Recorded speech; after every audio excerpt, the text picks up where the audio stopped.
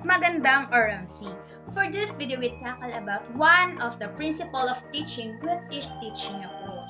What is teaching approach? Teaching approach is a set of principles, belief, or ideas about the nature of learning, which is translated into classroom. So the teaching approach have a different approaches or example. First is teacher-centered. The teacher is perceived to be the only reliable source of information in contrast to the learner-centered approach. Next is learner-centered approach, in which it's premise on the belief that learner is also an important source because he or she to know something and therefore capable to share something. Next is subject matter centered approach. Subject matter gains primacy over the learner. Next, teacher dominated approach. In this approach, only the teacher voice is heard. He or she is the sole dispenser of information. Next is interactive approach. In this approach, interactive classroom will more student talk and less teacher talk. The student given opportunity to interact with teacher. Next is constructivist approach. The student are expected to construct knowledge and meaning out for what they taught. Banking approach, the teacher deposit knowledge into the empty mind of students for the student to commit of memory. Next is integrated approach. It makes the teacher connects what she or he connects or teach to the lesson of the same subject. Next is the disciplinary approach. It limits the teacher to discussing his or her lesson within the boundary of his or her subject. Next is collaborative approach. It will become group work, teamwork, partner, and group discussion. Next, individualistic approach. It wants the individual student to work by themselves. Next is direct teaching approach. The direct teaching approach, the teacher directly tells or demonstrate what to be taught. In direct guided approach, the teacher guides the learner to discover things for him or herself. So, other teaching approaches cited in education literature are first is research-based approach. So, ang research-based approach naman, as the name implies, and teach learning. Next is whole child approach, that the learning process itself takes into account not only the academic needs of learners. Hi everyone, my name is Karen Claire RESTAURO and I'm going to discuss about the inquiry-based learning. So what is inquiry-based learning?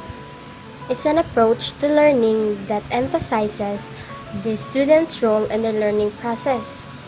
Rather than the teacher telling students what they need to know, students encouraged to explore the material, ask questions, and share some ideas.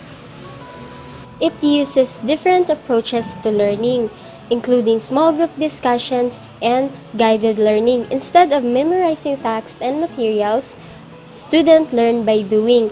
This allows them to build courage through exploration, experience, and discussions. So, for example, a math teacher can see how students work through problem solving during inquiry lessons.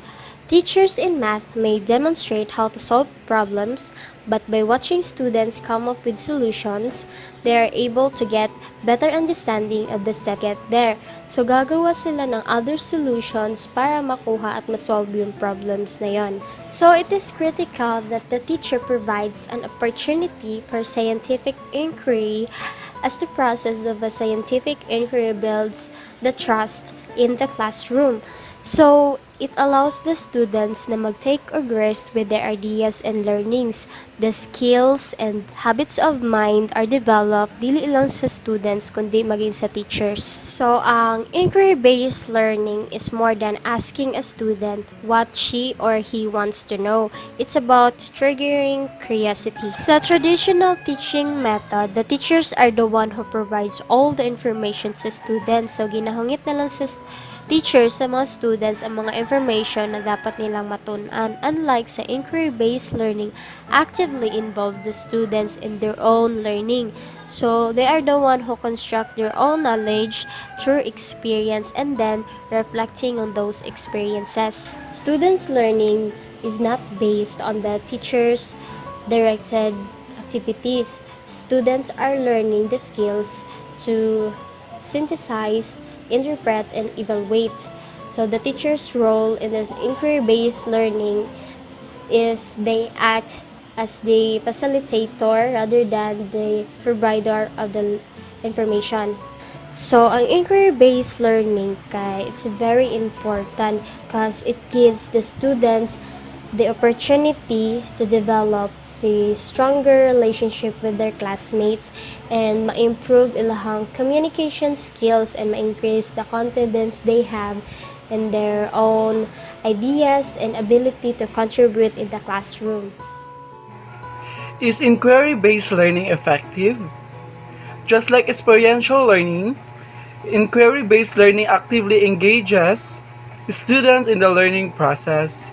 Students are not just hearing or writing what they are learning. Instead, students get the chance to explore a topic more deeply and learn from their own first-hand experiences. Just like experiential learning, it is the process of learning through experiences and is more narrowly defined as learning through reflection on doing. Also, it is the process of learning by doing. Inquiry-based learning is very effective because it can help the students more to enjoy learning and put some effort to learn something different. They are not just hearing or writing to learn, but also they learn through their own first-hand experiences. Now that you know more about this learning approach, let's take a look at the advantages and benefits of inquiry-based learning. Number 1. Enhances learning experiences for children. Sitting in a classroom taking note is not always the most effective or fun way to learn. Rather than memorizing facts from the teacher, inquiry-based learning enhances the learning process by letting students explore topics themselves. Taking note is not always effective for us to learn. Sometimes, we can learn effectively from our own experiences with exploring to the different side of the topic. Number 2. Teaches skills needed for all areas of learning. As they explore a topic, students build critical thinking and communication skills. The cognitive skills that students develop can be used to improve comprehension in every subject as well as in day-to-day life. In exploring the topic by their own, the students can improve their own critical thinking skills and communication skills in order for them to conquer the teacher's discussions. Also, it can develop their own comprehension skills in every subject, also in the day-to-day life. Number 3. Fosters curiosity in students. An inquiry-based learning approach lets students share their own ideas and question about a topic. This helps foster more curiosity about the material and teaches skills students can use to continue exploring topics they are interested in.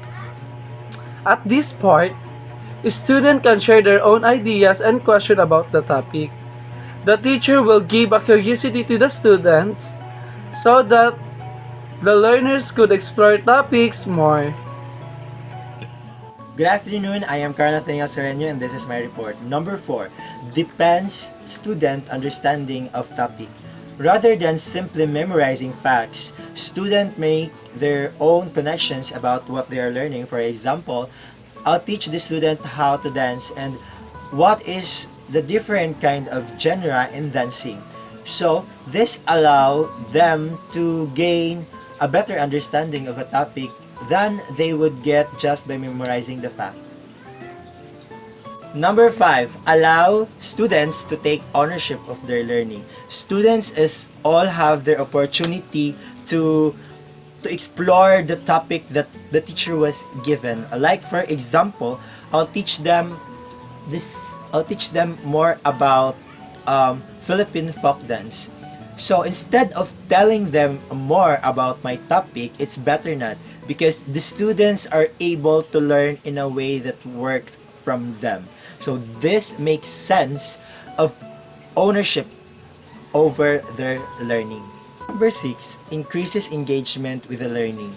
This is a form of active learning. The approach encourages students to fully engage in the learning processes. Now, in order to engage the student to have more understanding and learning, we should allow our students to explore more on their topics, and we should allow the students to make their own connections and allowing them to ask questions so that they can be able to learn more effectively. Create a love of learning. Inquiry-based learning is designed to teach students a love of learning. So this emphasizes that the students should learn how to love learning, so that they can be able to gain a deep understanding about what they are working with. So they are also can be able to develop a passion for exploration and learning. Good day everyone, my name is Mariam Grace TUQUIB, and for today's video, I will be going to report the play-based learning. So when we say play-based learning, it is a type of early childhood education on child-led and open-ended play. So play-based programs are also sometimes called as child-centered because the children guide their own learning with their curiosity and interest. So here in play-based learning, the children choose their activity. They are the one to choose what activity they want to do or play. So the room is broken up into a station like a black area, dramatic area, and also a reading books area, and among others. So in this kind of activities or play, the children may discover new things or new learning. So because of their curiosity in that game, the children will find a ways to solve the problem. So playing games provides the children an opportunity to learn while discovering, creating, and inventing a game that is engaging, so that the children can ask questions to solve problems and dive into a critical thinking. Play-based learning helps a child to become sociable and to become confident and motivated, and also practicing cognitive skills. So the academic or traditional approach to early childhood education is focused on teaching children cognitive skills and knowledge through structure and routine. Thank you. First, cognitive development. Gain literacy in language skills, hone problem-solving skills, build sensation and perception abilities, learn to use symbols and present ideas, practice focusing on a task, develop motivation and curiosity to learn. So, cognitive development is a child growing abilities to use their intellectual process information. For example, doing art like making collages, adding names to the drawing helps the children represent ideas through images, use letters to convey meanings. When they play, they use their imagination. Imagination is all about symbols like a laundry basket, symbols a car. Next is social emotional development. It builds friendship, learn to cooperate and solve conflicts, establish a sense of self, become confident and motivated to learn, explore their interests. Social emotional development is when a child acquires and effectively apply the knowledge, attitude, and skills. For example, the children they exploring play with others also helps children establish a sense of self. A play reduces stress and sense as an outlet of anxiety. And lastly, the physical development. It practices the gross and fine motor skills, build muscles and coordination, growth through a variety of tactile experiences. So physical development of gross and fine motor skills. We all know the gross motor skills are the involved movement of large muscles, and fine motor skills naman is a small muscles. So example, it increases physical activity when they come back to passive forms of entertainment like watching TV or playing games on iPad. Children build mass and coordination as they jump, climb, and swim, move during when they play. So that's all.